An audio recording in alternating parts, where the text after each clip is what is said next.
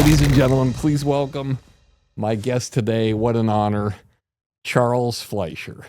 Thank you very much, Mr. Katz, for not only acknowledging my presence in your studio, but pronouncing my name correctly. Yes. Some people say Fletcher, Flucha, Fiachkasha, Lalapachanala, Lutanga, Lachapochi. But Fleischer is correct. F-L-E-I. E-I is an I sound. I-E is a different sound, like a re. It's a re sound, like Raymond's hypothesis. I love it. I have so many things to ask you because I've known you a long time, and one of the things that I find that's fascinating about you is maybe 10% of the time I get you. And that let me reframe it. I get you as just somebody who is talking in one state, talking in one emotion, talking in one tone. And the other 90% of the time, I get a multifaceted, multi-character, multi-voiced, multi-thought-provoking man. And one of the things that I was so excited to meet with you is to meet the man that I rarely meet. The man that is somewhere down here, that the man behind the curtain that controls everything. Because I've never really met and talked with that man. I've only talked with the man who literally can change tones and states and conversations and characters with the snap of a finger. Okay, well, but I want to meet the guy. I was looking forward to meeting, and you might not want me to meet not at that all. guy. Let me address that, because I will respond by saying that man that you're speaking of is all of the personas that emerge, and a lot of them are strictly for entertainment purposes. I'm an entertaining person. I'm an entertainer. So why would I just limit myself to speaking in one way about one thing when you can make it more entertaining by doing different voice, by accentuating a certain emotion, by progressively anticipating. I mean, it's all me. So if you refer to the vocal dynamics that I utilize, I can maintain one vocal dynamic, but I will remind you that it's all this downstairs character. I think the essence of that would be more to the fact of the question that's asked. If it's something that kind of like superficial or supercilious or outside the modality, then it'll be more frivolous. And if it's something like about my mother or father, then you'll get something that resonates deeply within me. But it's all me. Who's the closest person that our audience would know that you would say, this entertainer or this comedian or this actor is the closest in tone to that man that lives inside me of who you are and yourself as an entertainer? To me, the closest... Yes, the closest in tone that you found in your lifetime. I'm still looking. I'm not really looking, because if I find them, then I'm out of a job. Like, you know how I remember, not that it was closest in tone, but I remember Robin Williams in an interview, they asked him, do you ever have problems following anybody? And he just mentioned one name, Lenny Schultz. Really? Have you ever gone on and after somebody and you noticed that, it seems to be a little bit tighter after going I on used after to that follow guy? Richard Pryor Oh my at the God. Comedy Store. Wow. When he was in there testing stuff and just like smacking them out of the park. So, and that's excellent training. So there may be a slight arc that takes place after most of the crowd leaves and you continue. But Robin was very similar in presentation. And I think that's partly because Similar in presentation to Richard or to you? to me, Uh, to kind of a surrealistic multi-character. And I think that's partly due to the fact that we were both inspired heavily by Jonathan Winters, who was a great inspiration. My two biggest inspirations, the base of my comedic triangle, would be Jonathan Winters and Groucho Marx. Explain your definition of the comic triangle. Well, the comic triangle just represents the base being 2 points leading up to one. So Groucho and Jonathan Winters. The two bottom corners. Yeah, and, me being the top. So it's perhaps not an effective visual analogy, but there are two of my major inspirations. Like, the comedic triangle is based on Hypolais, the Greek von Apollotus, and Heraskatalos, whose dynamics and utilizing the Pythagorean dynamic of interscalatitude. Now I'm doing Erwin Corey. It's Erwin Corey. Professor Erwin Corey. But and as far as meeting that man, this is this is still entertainment. I mean, you're an entertainment individual, so it's just my proclivity to be entertaining and to provide things that are amusing to hear and to think about, and not just in the ideas, but the package that they're delivered in. How old were you when you knew something's happening within me? There's something clearly uniquely Just before different. birth. I saw this light and I'm thinking, I think I'm going to make my first entrance.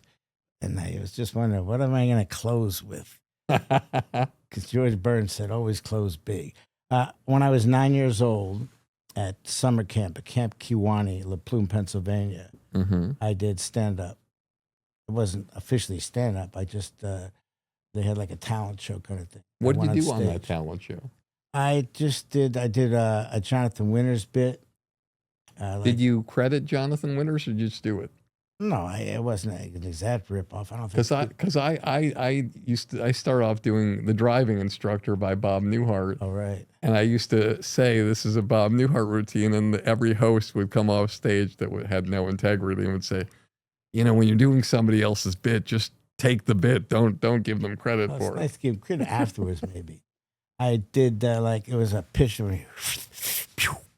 like a sound effects, and I did a hot dog vendor at a ballpark, and there was a guy named Tommy Levine who looked kind of Asian, and I had him stand up and say, "I have a yen for a hot dog," and then I just did this bit about like throwing hot dogs to people, and that was the first. And then years later, when I was at Southampton College, I went to a club. They weren't stand-up clubs then; it was just folk clubs. And I did my first time doing stand-up, doing bits. I did a guy that took a United Nations pill, and he just went through all these different, all the different, vocals. When you're first starting, were you organized? Like, did you write down, okay, I got an Asian voice, I got an old voice, I got a French voice, I got a this, and then I'm going to put this in? Or was it something that just channeled through you? Combination. I don't think you can do it without, well, let's just say it just channels through. But then after you do that, then you make notes of what you did. It's like going mining. You go out and you go into a mine, you pick up this mineral and that mineral. And then you go home and you make a map. Okay, I got the azurite over here. I got the malachite here. I found quartz deposits there. So the next time you go in, you can go to the malachite, go to the quartz, and behind the quartz, there's some apophyllite. And if that was apophyllite, I'd probably be in India, because it's hard to get apophyllite today. They closed the mines. I couldn't make it to India. I tried to go. I was denied my visa 6 times this winter. Now, it's difficult to do. Used to be able to do, you could do an Indian accent. You could do that with no problem. But now it's considered not acceptable because it's of the I don't think you have to worry about getting canceled at this stage. I don't fear being canceled. I think that would probably help my career. I have so many things to talk to you about, and one thing that I wanted to talk to you about, which is odd because it's not something that I would normally talk about on the podcast. But your partner in crime, Victoria, is here, and I think it's fascinating when a legendary man, is with a younger woman who exudes so much charisma and so much power and so much passion. And a lot of times, I'll risk getting canceled myself.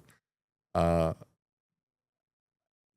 I tend to get out of the shower and look in the mirror and go like, "Oh, Jesus, I look like a bag of onions. This is awful. How am I ever gonna meet anybody?" And then you meet somebody like your girlfriend Victoria, and you just say to yourself like, "How is this possible? How does somebody love me more than I love me?" And it can change your life forever. And when I met you with Victoria, I felt that there was I don't know you as well as you know you, but I felt that there was like this shift of this resurgence of desire to want to do everything you can do again in this business. And I saw that in you. I'm like, God, I gotta sit down with this guy because it's amazing and what's happening. Now I could be wrong, but I'm a betting man. I don't think I'm wrong. And I think sometimes fate does these things to you in your life outside of show business that helps you realize, hey, stop with the bull and just, there's people who care about you who you don't even think could possibly care about you and love you and support you and believe in you and want to be around you when you don't even want to be around yourself. And so I saw that and I was like, man, Charles Fleischer is going to do some amazing shit this year and next year because there's somebody who he can come home to that says, I love you. I care about you. I believe in you. And I don't care what anybody says, the age difference or whatever it is.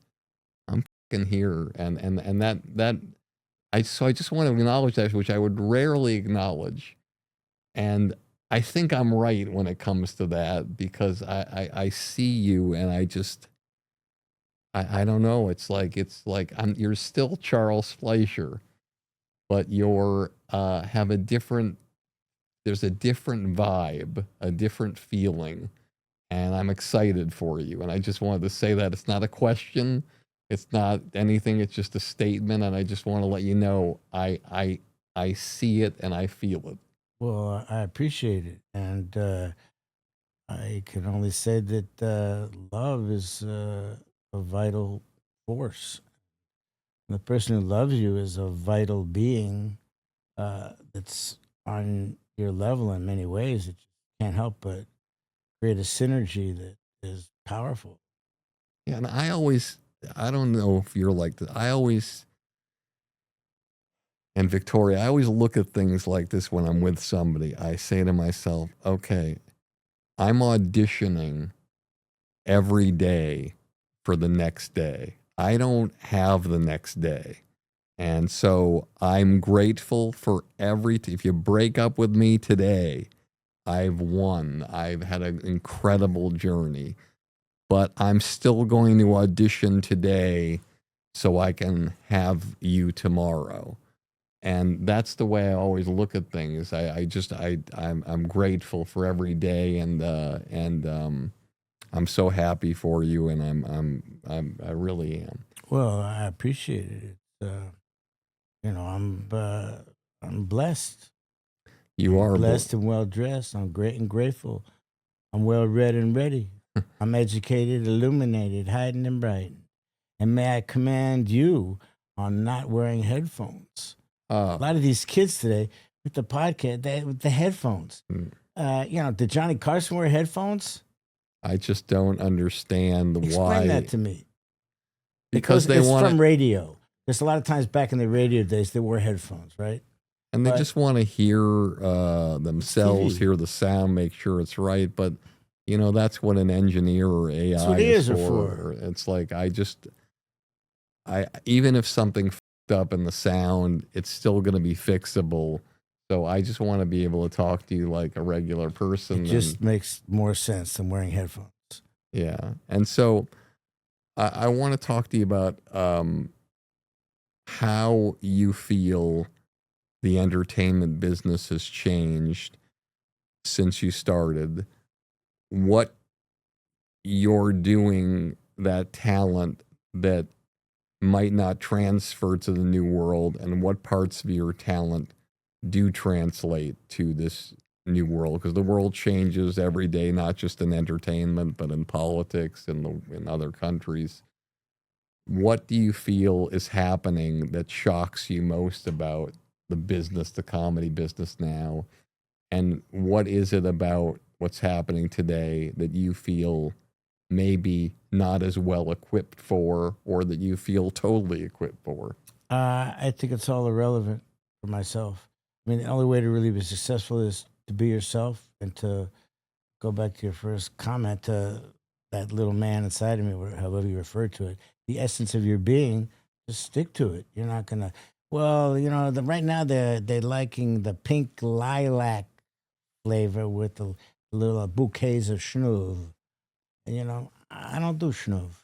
I don't do schnuv. But I can get you booked. I can do the whole East Coast tour. You start doing schnuv. Come on, it's talking about $2 million a year extra for schnuv.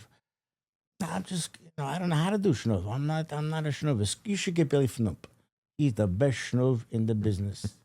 So it's just gotta be who you are, and that's just mine deeper. Go in, pull it out, and just I did a show last night at the improv. Um, just it's just an evolution of everything I've ever done. I'm not really. So the question is then, who are you? Who am I? I'm the other you. Who am I? That's a pretty deep. Well, because you said you have to be you. Well, yeah, I'm Charles Fleischer. I'm an artist, an actor, musician, a writer, a scientist. People have always told me, like, just pick one thing. It's confusing. I have to limit my passions because you have a shrunken aptitude for perception. No, I just gotta follow it. I gotta, pursue Molads and stand up and artwork and writing, and just all you can do. Is there any comedian you've ever met in your lifetime who has your level of IQ? I'm not smart enough to answer that. I love that.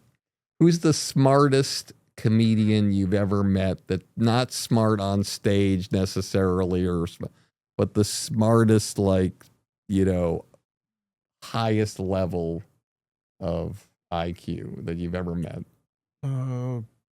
Stephen Hawking. He doesn't do stand up anymore. No. Geez, I don't. No one comes to mind. I don't even think about that.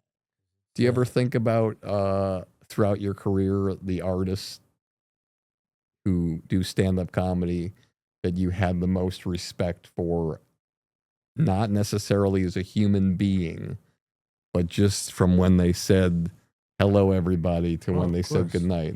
Richard Pryor. So Richard was number one. As far as watching someone perform, the depth of his artistry, the theatrics, it was like literature. I love reading. I love literature, and I have a book which is not like a personal kind of comedian book. They're literary tales, stories that aren't about me. You also neglected to say one of your talent is as an artist. Well, I don't even know what you call it, because you call a comedian an artist. What do you call a person who makes drawings is I think artist is a good way to go. okay. Um, Jonathan Winters, you ever see his artwork? yes. And Red Skelton, he had nice clowns. Martin Mull did very, very nice paintings. And a lot of people are multifaceted. David Bowie did painting. Ron Wood, Stone's guitarist, he's a good artist. I think if you've been given some kind of gift and it channels out in one way, there's parts of it that don't get out that way. So you got to find another way. So you can do that with artwork or writing or mathematics. Because to really do comedy, you need an audience. You can play music in your house with nobody there. You can work on art, or it's more of a solitary thing. But comedy, you need that audience. Are you a better comedian or a better writer? Not my decision. Because comedy is right. I mean, it depends what You the know final what's so form weird is. you know what's so weird about you saying that? You're the first comedian that I've ever sat across where if you were to tell me that, hey Barry, I wrote this hour and I'm going to shoot my new hour, I'd be like, you write? Like I never watching you, I've never thought of even the remote possibility that you actually sat down at a computer or a pad and wrote the act down. Right. Am I wrong? Well, it depends on the presentation for the final format. If you're writing a book, it's No, the stand-up I'm for the talking about. page, right? But that's one form. But you write for that. But when you're writing for your act, I don't sit down on a typewriter and write my act. I go on stage and it appears, and then you take that and just like my analogy before of going out and finding minerals, bits that work, you write them down and you have a list and you work on it and you develop it. I find that with what you do, and for those of you watching who don't know Charles, Charles is like a stream of consciousness comedian. Like there's just, there's no beginning, there's no middle, there's no end. When he says thank you, good night, you're shocked that it's over. You don't know that it was going to end. There's no segues. There's no. I dispute that. Well, I can go toe to toe with you. The audience would think that there's no segues. He might plan them, but it's just structured in a way that it's so unbelievably unpredictable. It's improvisational, definitely, but there definitely is a beginning and an end because I end with music, Mm-hmm. and that definitely is, Always? yeah. You always end with music. I think I've seen sets with you where you didn't end with a musical thing.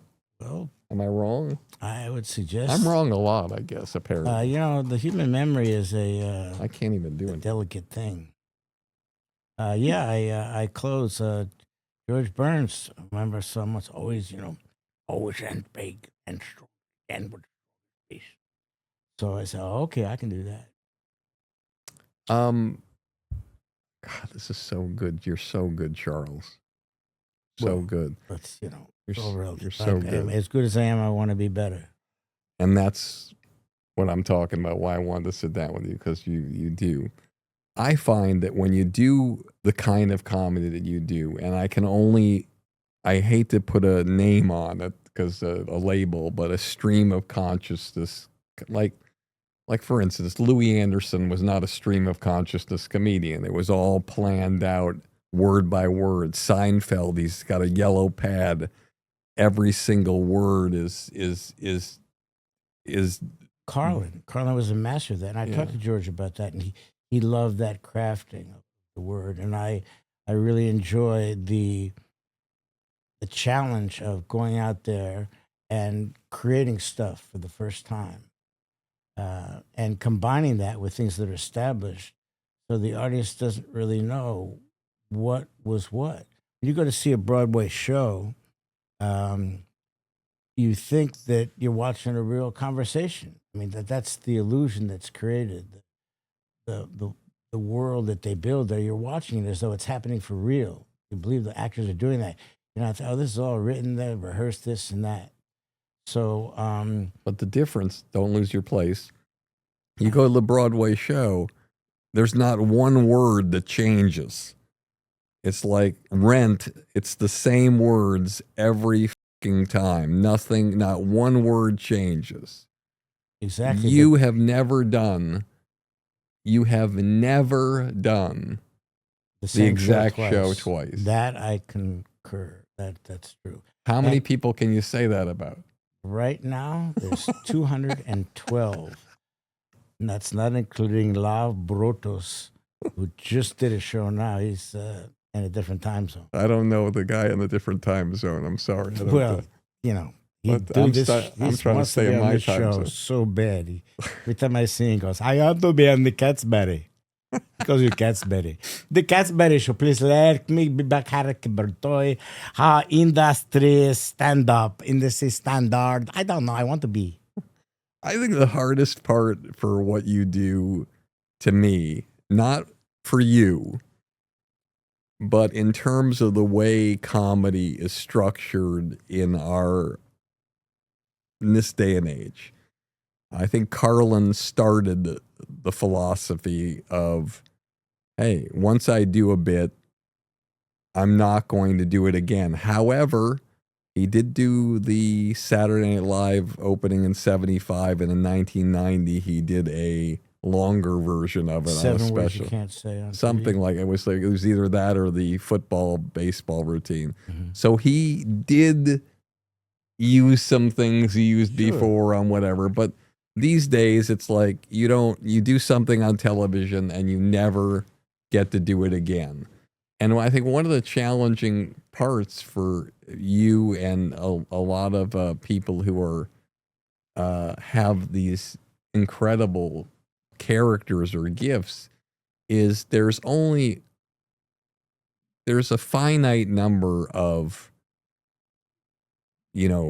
dialects. You might disagree with me, but you're going to have your German dialect that you're going to use. You're going to have your French dialect. You're going to have your Indian dialect. You're going to have your whatever it is. Sure. And there's going to be different material for that French person or that German person or whatever.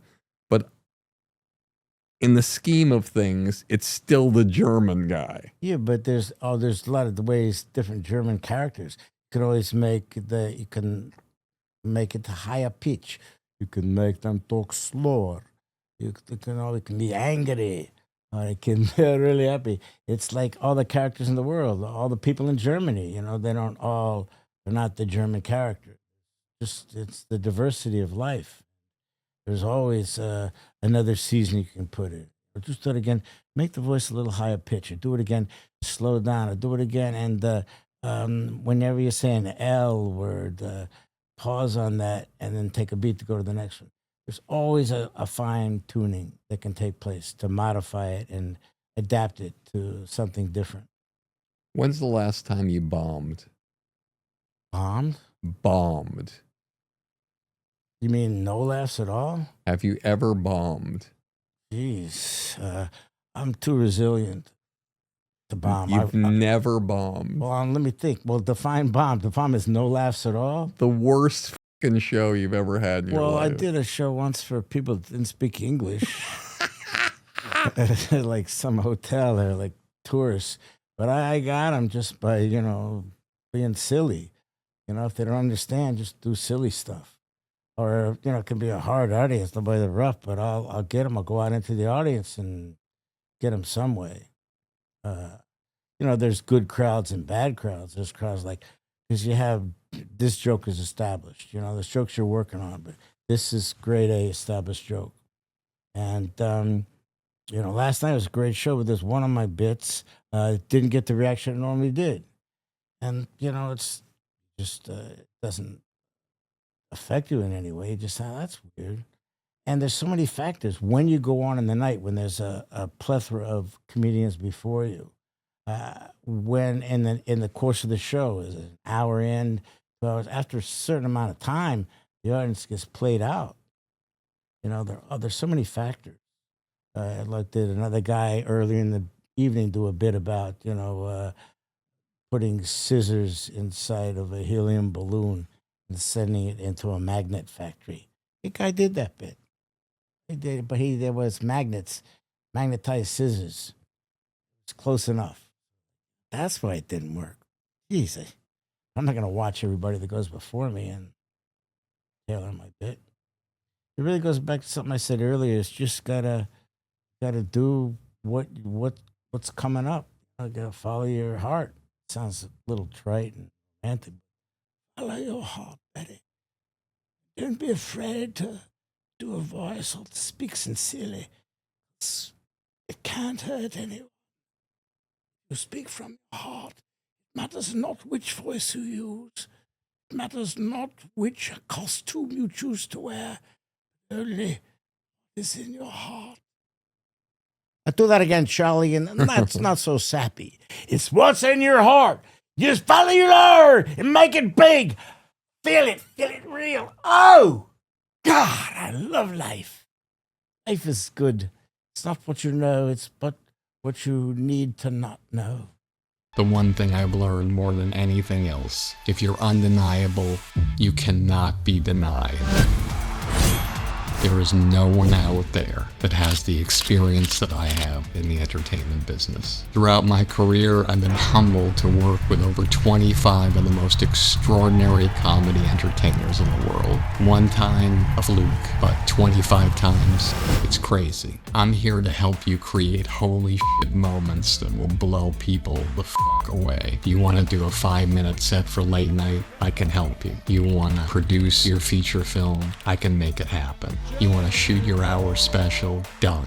You want to do a documentary with Emmy award-winning producers? I can make it happen. It doesn't matter what you want to do. Luck is when preparation meets opportunity. And this is your opportunity.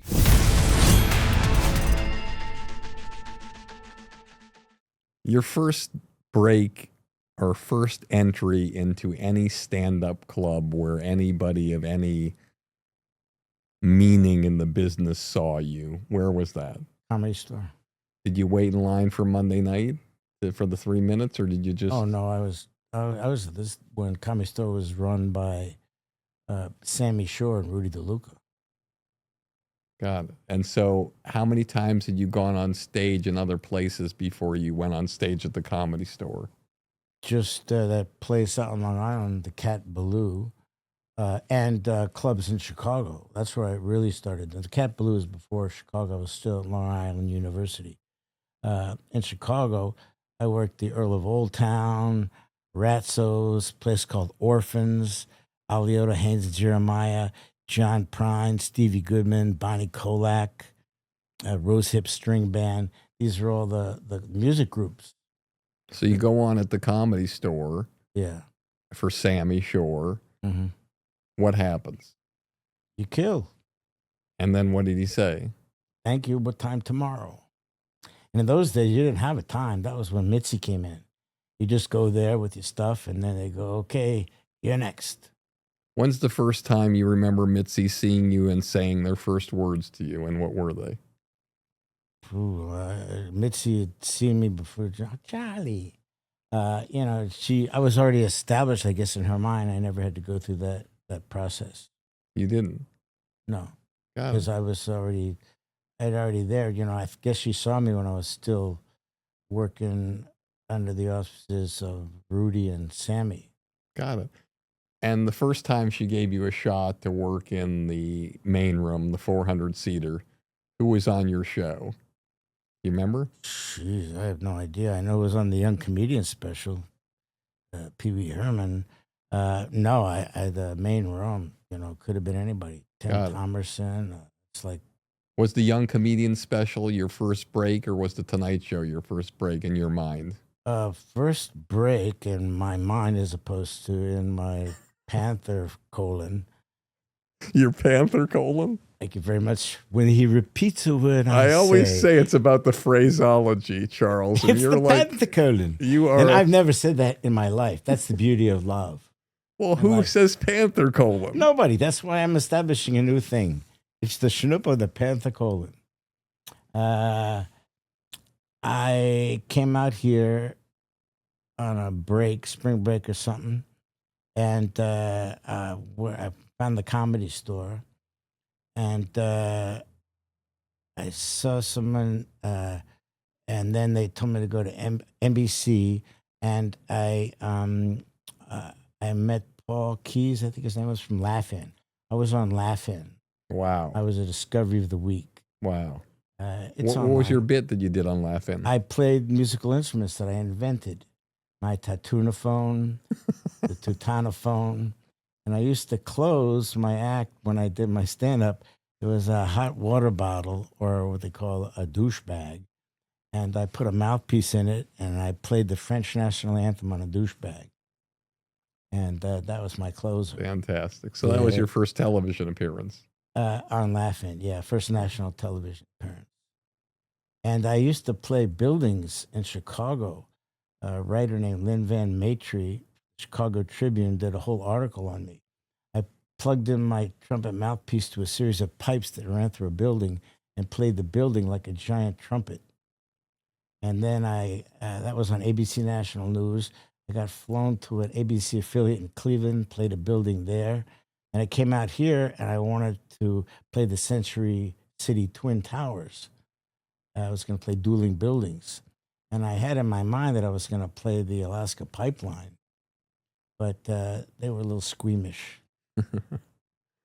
And take me through the opportunities to audition for the Young Comedian special and also the Tonight Show, and the process for you back then, and how you prepared for it. And I don't think it was... Because the Tonight Show, if I may be so bold, not as much as the Young Comedian special, because they did let you have a little more leeway.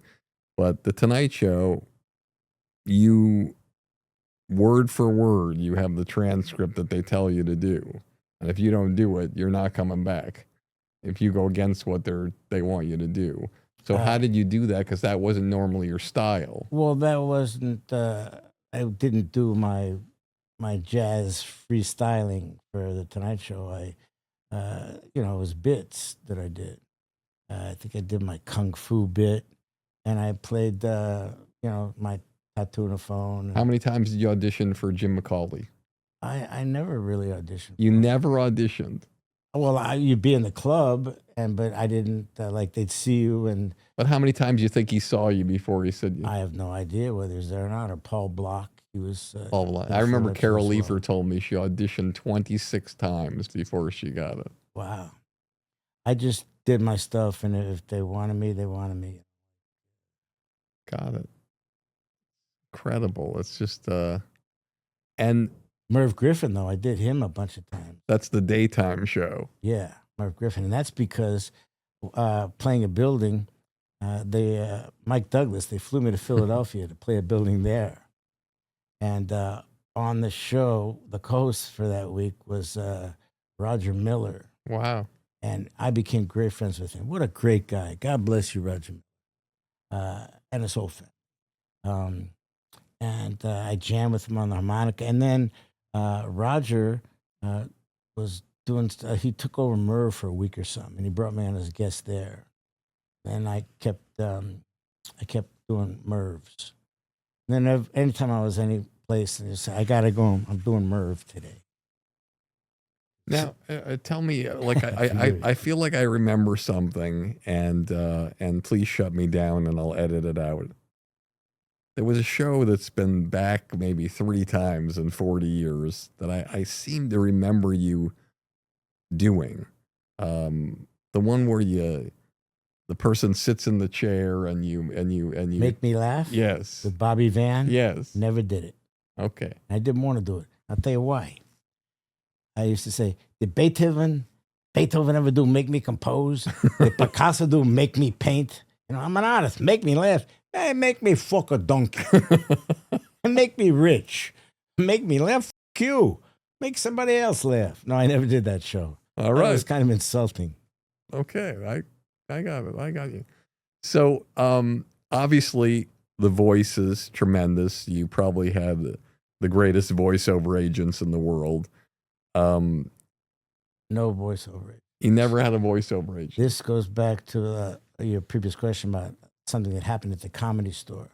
Bob Zemeckis was at the Comedy Store because his wife at that time was in an acting class with Joe Napodi. Joe Napodi was going on at the Comedy Store, and they came there to see him, and he saw me. And then Zemeckis, always remember, I love Bob Zemeckis. What a genius guy. Sweet, wonderful. And yeah, that I think Romancing the Stone, I auditioned for that, but they weren't going to hire me to play a Spanish guy. No matter how I like the bundle. And I did, I worked for him in many times.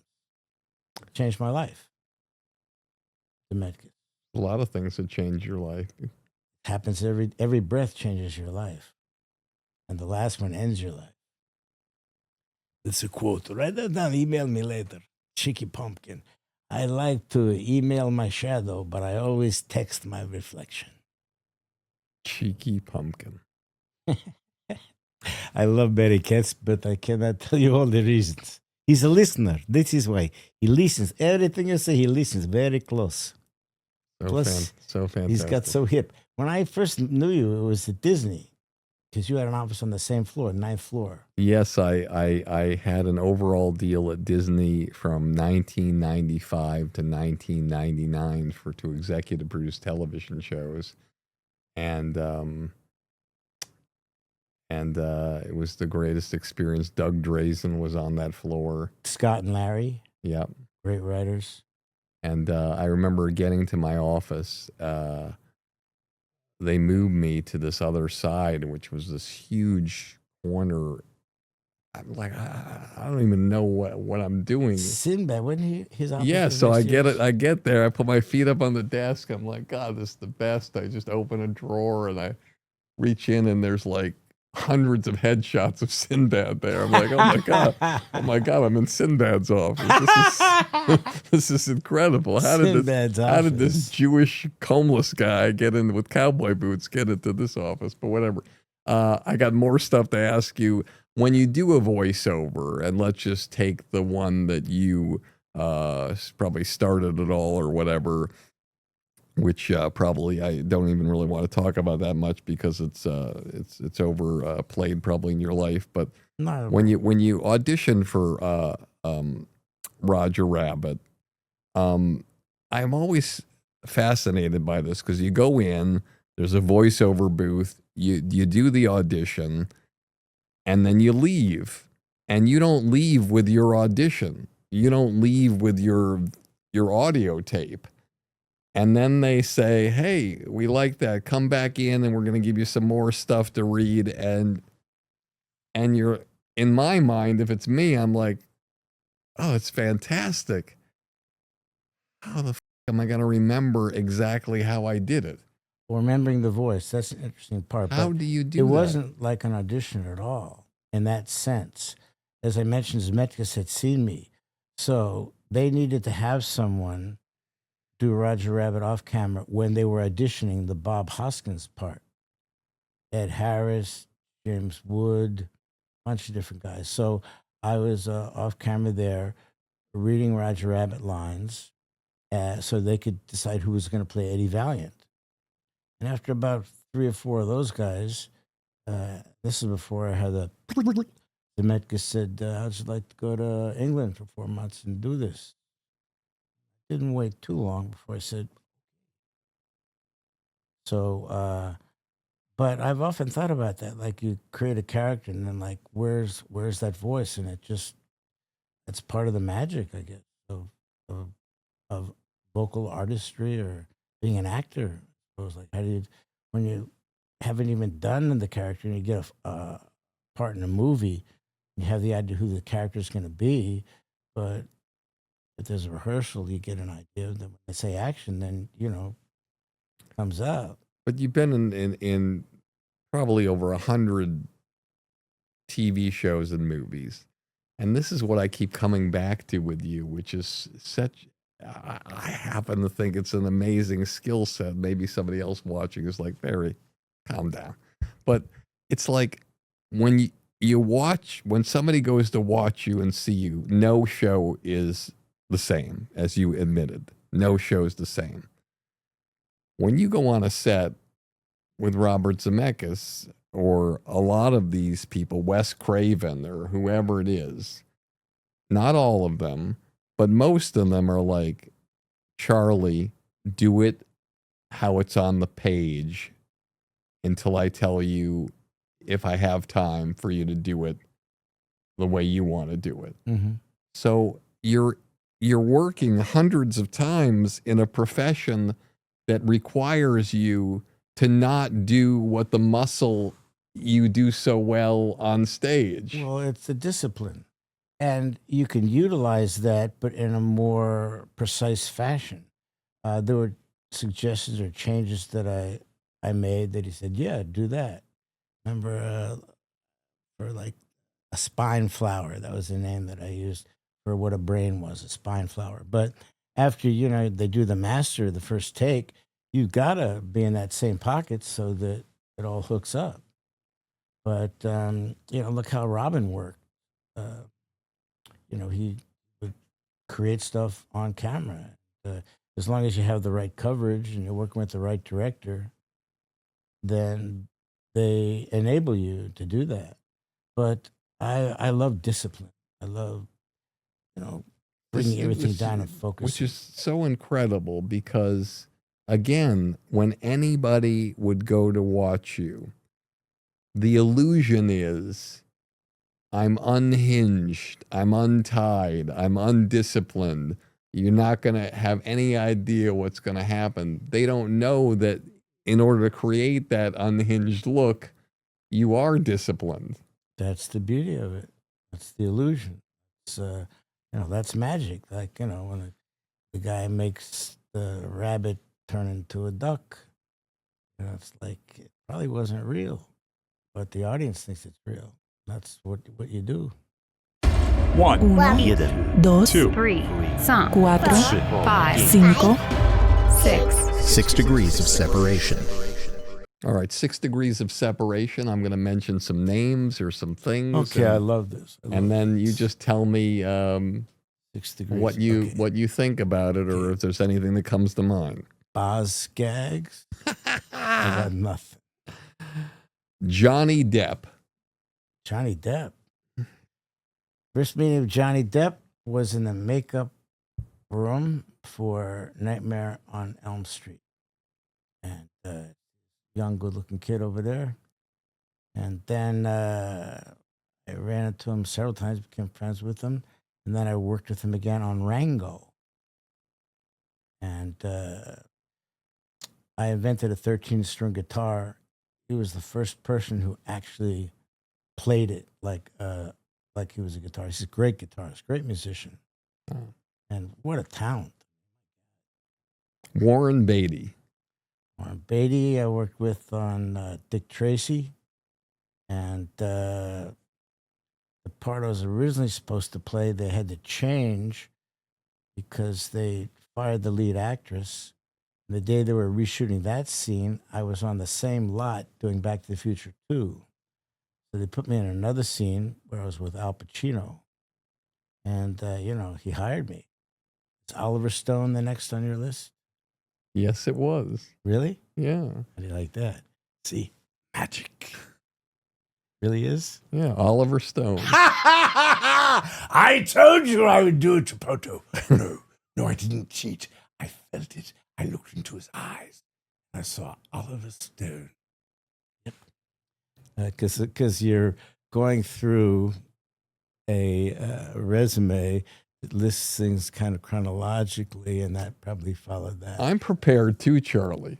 Brontos, I percolated. And it appears not. Yeah, but now I'm going to move around to fuck you up. No, you can't f me up, George. This is all pleasurable. Oliver Stone hired me for The Hand with Michael Caine. And, great guy. And William Peter Blatty, who saw me at the Comedy Store and had a movie called The Ninth Configuration. I think Richard Pryor suggested me to him for something. That's another ball of contraptions. David Fincher. David Fincher. Praise David Fincher, one of the great directors I've ever worked with. And the first night I worked, it was a scene where I meet Jake Gyllenhaal, his character. And it's raining, it's outside. And take one, but I'd like take 27. And I'm thinking, wow, maybe I'm in the wrong profession. Maybe I shouldn't have done this. And then we finally print it, and Jake says, welcome to the club. I didn't know at that time that Fincher does lots of takes. So once I knew that, I was prepared, like, great, do as many as you want. It's like a playground. There was the scene inside with Jake, he did over 100 takes of his close-up. It's fascinating because on the other side of the coin, Clint Eastwood, Right. one take. Right, you got to print it. Let's go. Tom Hanks. Tom Hanks. I remember a party at Jeffrey Katzenberg's house on the beach, and Tom Hanks spoke to me, and he asked me where I got a jacket that I wore on the David Letterman show. Japanese-Italian designer, Zuko Pacilotti. But, that's Tom and I, like, probably one of the few times I've spoken to him. We don't, I don't have anything against him. He doesn't call me every day. Johnny Carson. Johnny Carson. I did panel the second time when I did Molads on the Tonight Show. And during the commercial, he said, I'm fascinating. He was very into science and physics, played the drums. A lot of comedians are musical. Wes Craven. Wes Craven, what an amazing guy. First time I worked with him was for Nightmare on Elm Street. Deadly Friend was the movie. And I was the voice of the robot BB. And then, of course, I worked with him on Nightmare on Elm Street. Extraordinary movie. What a great director. You mentioned this a few times, and I'd be remiss if I didn't have you explain it to probably a layman audience or an audience that just really doesn't understand or has never studied. So you did a TED Talk. About three TED Talks. Did 3 TED Talks, and I think one of them focused solely on the theory of the universe called Molads, which you've referenced a lot of times, but I don't think that people know. So is it possible in 1 minute to summarize anything that they could grasp or About go Molads? Yes. Sure. Molads is a way of understanding certain aspects of mathematics that deals with prime numbers. Every prime number generates a symmetrical Molad system, so that the prime number 37 would generate 18 pairs of numbers that add to 37. So 1 plus 36, 2 plus 35, 3 plus 34. Any prime number minus 1 gives you the number that divides in half, which will create pairs. So why is that important for, I'm not trying to be disingenuous, No, why not is at all. that important for anything in life? Why is anything? I mean, why does e to the I pi minus 1 equals 0? No, but I guess that's Euler's constant. Let me reframe it. Okay. What is the purpose of you going on at the improv last night was several purposes. One, for you to work on things that inspire you to work on to see how they work on a stage in front of an audience. New bits. Two, the purpose for the club is to make money at the door for people coming in. And I get money too. Yes. Three, the purpose of the audience is to be entertained. Then, if you decide to go a little extra, your fourth thing is sitting in the dressing room and inspiring the people who you're sitting with. Okay. And we could go on and on. And if somebody serves you food, saying something to the server that enlightens and changes their life. I got you. So what's the purpose of the numbers and what is it? What does it bring positively to the human race that you spend so much time on? You could say that about any mathematical discovery, prime numbers, or any mathematical discovery, or Riemann's hypothesis. It's there are things that are unknown that mathematicians and scientists try to figure out. The discoveries they make that reveal things about the universe that we don't know. It may not have significance to Jimmy Bickman on the street, but on another level, by studying them, it allows your brain to tune itself to a natural frequency that occurs in the universe. Numbers are they're there. So, what is the purpose of algebra or geometry? Well, there's a big launch coming up in February, the Artemis 2, I think. The purpose is they need mathematics. They're going to fly around the moon and come back. So you never know what you can discover within mathematics. It's an unknown realm. What are numbers? I mean, numbers, you can just count them on the surface, but they're relationships that exist underneath them. And you can make up a word. There's only 26 letters. Shabaka, that's not really a word. But you can name any number, 1596287722511. That number's out there. That number has properties. And it's infinite. So it's fascinating. And it's not certainly for everyone to delve into, but for those people that do have a proclivity for things scientific and mathematical, it's something that's challenging. And in my TED Talk, a lot of people, even though I presented it in a comedic manner, it allowed me to present it. And some people thought it was all comedy. Some people thought I was just making fun of other TED Talks. There was this mathematician in Austria who saw it and said, "This is because I kept saying, can't make that stuff up." And he responded and built these little mathematical engines that show me higher versions of Molads with different prime numbers so that I could see the symmetries. Interesting. It's all symmetrical. And it's beauty in it. You look at a chart of the symmetrical chart of it. It's beautiful. Beauty. Got it. I'd be remiss if I didn't ask you if you were just your phone's off, you're in your calmest place in your house, and to answer this question: who are the greatest to ever don the stage in your profession, in your opinion? Stand up, you mean? Yes.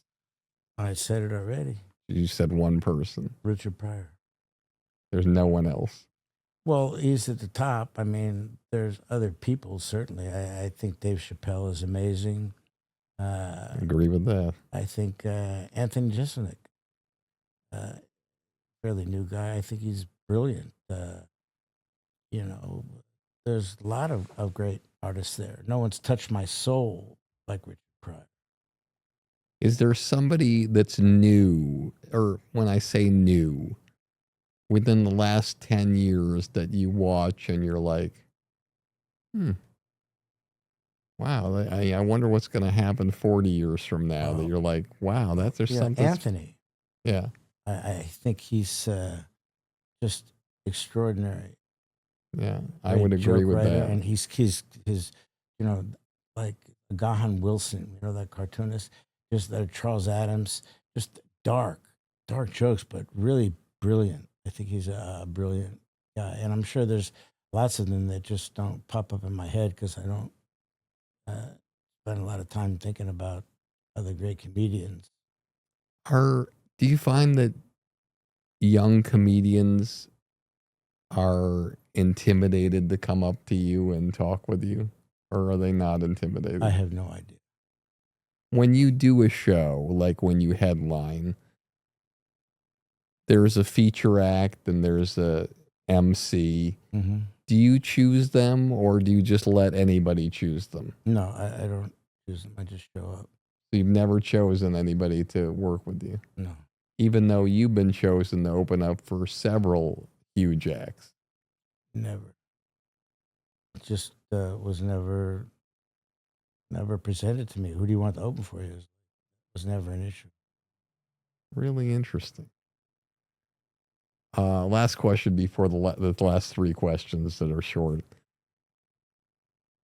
Have you always been excited about representation or adverse to it representation? Because it seems like every single thing that's ever happened to you that's been incredible is happened inside of a comedy club. You know what I mean? In terms of generating the thing that happened. It seems like everything happened within the walls. That was definitely a great place to showcase my skill set. And as far as representation, I've always felt that I had one agent that was really good at like getting me stuff, and he died. But are you allowed to say who that was? Huh? Are you allowed to say who that was? No. Okay. I can't. I don't talk about the dead. All right. But so you've only had one agent, no manager. I've had different managers at different times, but none of them ever, really did anything. Interesting. Yeah, I've always felt that was just an area that was, I guess, weaker than other areas. If I'd had better representation, if. But things are the way they're supposed to be. So good with that. But certain people that reach certain levels had, really strong management. I think the value of good management is extraordinary. How that can change your career. Yeah, it certainly can. And when you begin this new year, do you set goals for yourself? Are there things that you want for your personal life and your professional life this year that you're shooting to accomplish, or you just go with the flow? It's a little bit of both. I don't like it. Okay, this year I'm going to finish paying for my house in Havana. I'm going to do a one-man show about the life of tardigrades. And I'm going to have all of them played by different French directors and their children. That's really number one. No, it's basically all that stuff was kind of clocked in years ago. Just going for that place where I can do more work, reach more people, and spread the joy. Make people laugh and think and inspire people. That's really it. That's why one of the reasons I love reading and writing is because by reading I can communicate with people that are dead, and by writing I can communicate with people that haven't been born. And my book, Out of My Mind, is 10 short stories that are about love. And that's on Amazon.com. You can get that. They have it at bookstores too, but that's my book. Pretty good too. It's literary. Your proudest moment in show business. Proudest moment? Your proudest moment in show business. Pride. Not one?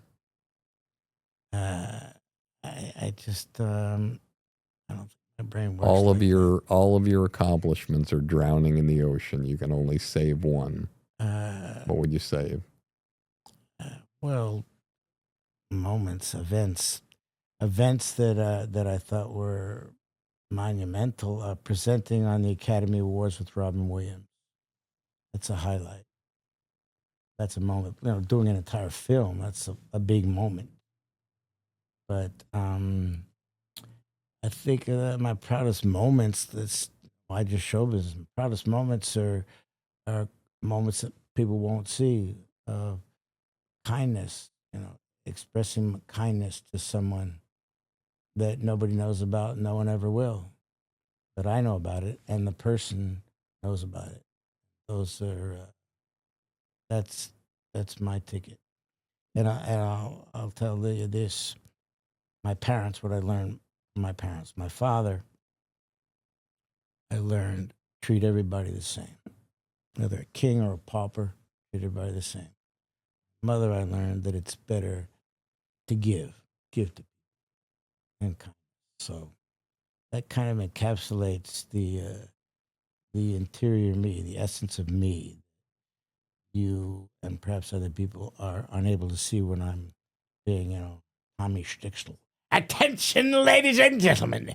We have Mr. Prideful, Mr. Giving, Mr. Slappy, and Mr. Wilberger, all here today on the Barricalada Show. Barricat's industry standard, a standard that has no matches, an industry that has no mates. It's Barricat's, the greatest of the great, the wonder of the ones. He is that one, the real wizard of the truthful way, the Hollywood sign that has no design. He's yours for the asking. Bidding starts at 6 million simoleons. Your biggest disappointment in show business and how you used it to fuel yourself to the next level. Jeez, biggest disappointment. I don't have any to come to mind. See, a disappointment is an opportunity to redirect and get something better.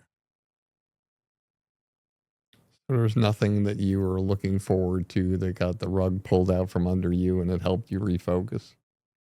I'm sure, everything. Like, what? They don't have the kind of waffles I like anymore. They don't have Haagen-Dazs yogurt at Gelson's anymore. You gotta go to Ralph's for it. What? I don't believe that. Haagen-Dazs has a fantastic yogurt. The strawberry one is exceptional. I used to get it at Gelson's. They stopped carrying it. It's so disappointing. But you know what? I found it at Ralph's. Boom. They don't have it at one store, find it at another. And then if they don't have it at all, what are you going to do? Eat another piece of mushkala. Eat another piece of mushkala. If I get him to repeat it, it's going to go into the books.